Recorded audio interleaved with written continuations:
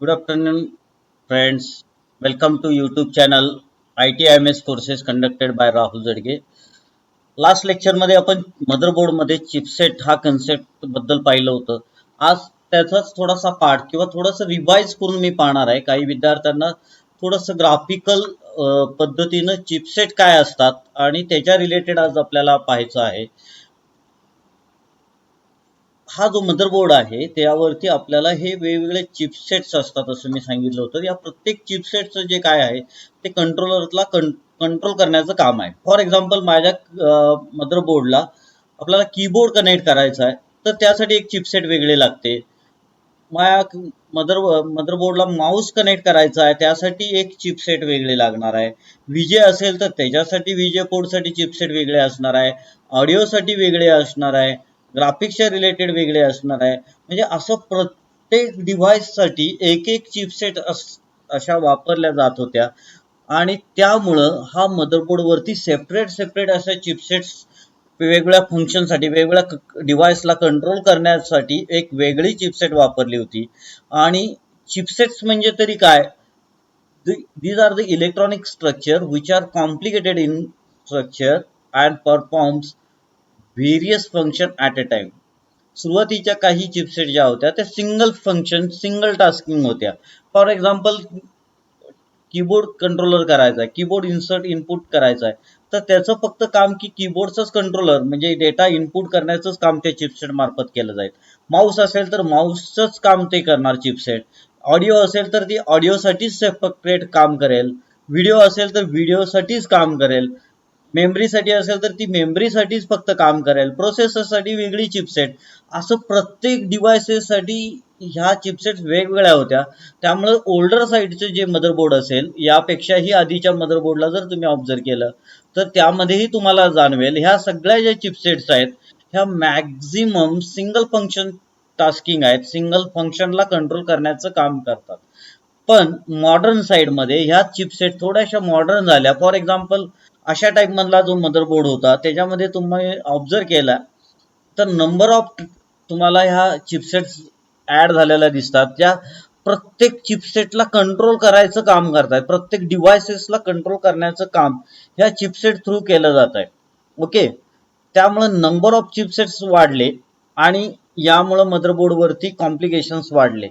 नंतरच्या काळामध्ये मॉडर्न स्टाईलमध्ये आजकालच्या स्टाईलमध्ये अशा दोन चिपसेटचा वापर केला की ज्यामध्ये ह्या चिपसेट ज्या सिंगल टास्क होत्या त्या सगळ्या रिमूव्ह झाल्या आणि ह्या दोन चिपसेट मध्येच त्यांना इन्क्लूड करून घेतलं. मॅक्झिमम ह्या दोन चिपसेट्स मध्ये त्या कंट्रोल सगळ्या चिपसेटचा कंट्रोल ह्या दोन चिपसेट्स मध्ये ऍड झाल्या. त्या कोणत्या चिपसेट्स आहेत मित्रांनो, तर त्या दोन मेन ज्या चिपसेट आहेत ज्या मेन फंक्शन कंट्रोल करायचं काम करतायत आणि त्या म्हणजे साऊथ ब्रिज आणि नॉर्थ ब्रिज चिपसेट. ह्या दोन चिपसेट ज्या आहेत त्या म्हणजे साऊथ ब्रिज चिपसेट आणि नॉर्थ ब्रिज चिपसेट. ओके, ज्या मदरबोर्डवरती प्रत्येक मदरबोर्डवरती तो डेस्कटॉपचा असू द्यात मदरबोर्ड किंवा लॅपटॉपचा असू द्यात त्याच्यावरती तुम्हाला ह्या दोन चिपसेट 100% अवेलेबल असणार. आता पहिली जी आहे ती नॉर्थ ब्रिज चिपसेट जी आहे त्याचं काय काम असणार आहे तर ते समजून घ्या. इथं जे आहे की नॉर्थ ब्रिज चिपसेट जे आहे it always connects to the faster devices. Faster devices आपल्या मदरबोर्डवरती कोणते आहेत तर मी लास्ट लेक्चरमध्येही सांगितलं होतं की आपल्या सिस्टीममध्ये मेजरली हे दोन डिव्हायसेस जे आहेत ज्यामध्ये प्रोसेसर आणि पहिला एक नंबरचा सगळ्यात फास्टेस्ट आहे तो प्रोसेसर, दुसरा जो आहे तो मेमरी आणि तिसरा एजीपी म्हणजे ग्राफिक्स कार्ड. हे चिपसेट सगळ्यात फास्ट वर्क करतात. त्यात एक सिक्वेन्स सुद्धा त्यांचा ठरलेला आहे.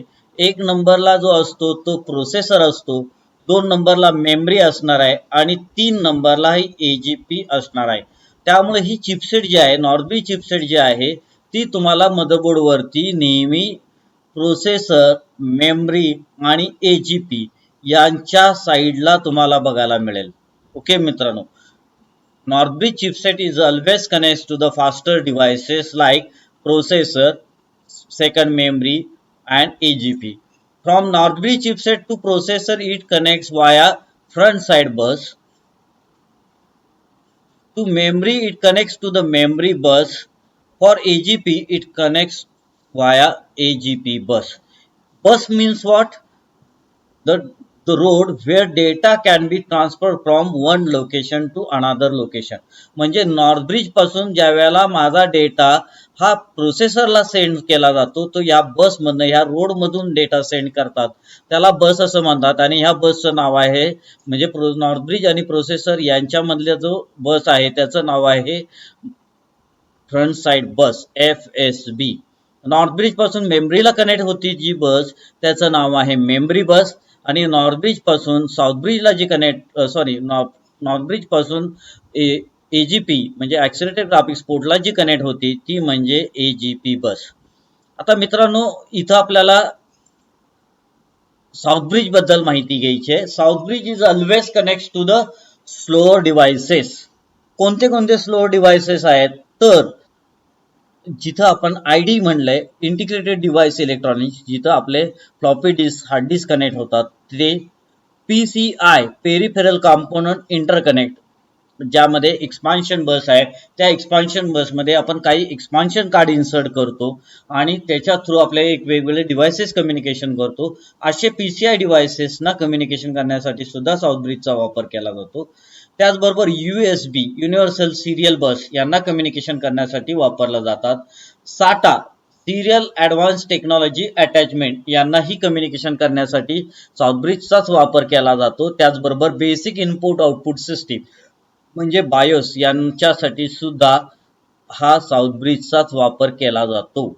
अशा पद्धतीनं डेटा कम्युनिकेशन केलं जातं.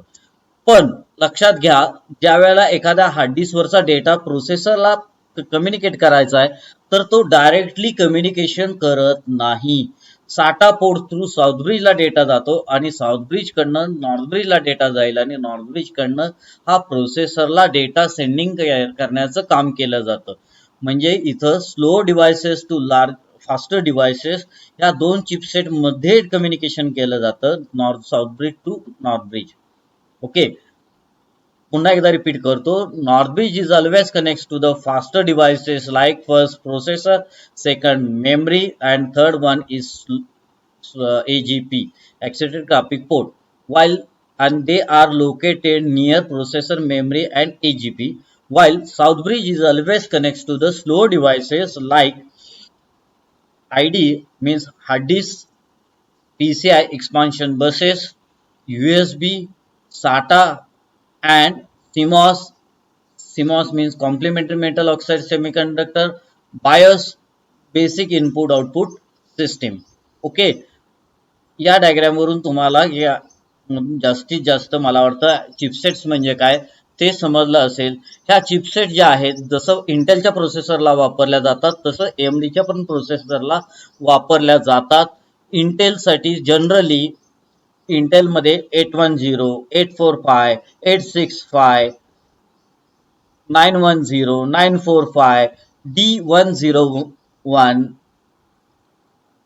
किंवा H110, H310 सारख्या चिपसेट्स वापरल्या जातात. AMD मध्ये सुद्धा अशाच पद्धतीच्या ग्राफिक्स चिपसेट्स वापरल्या जातात ज्या नॉर्थब्रिज आणि साऊथब्रिज म्हणून वापरल्या जातात.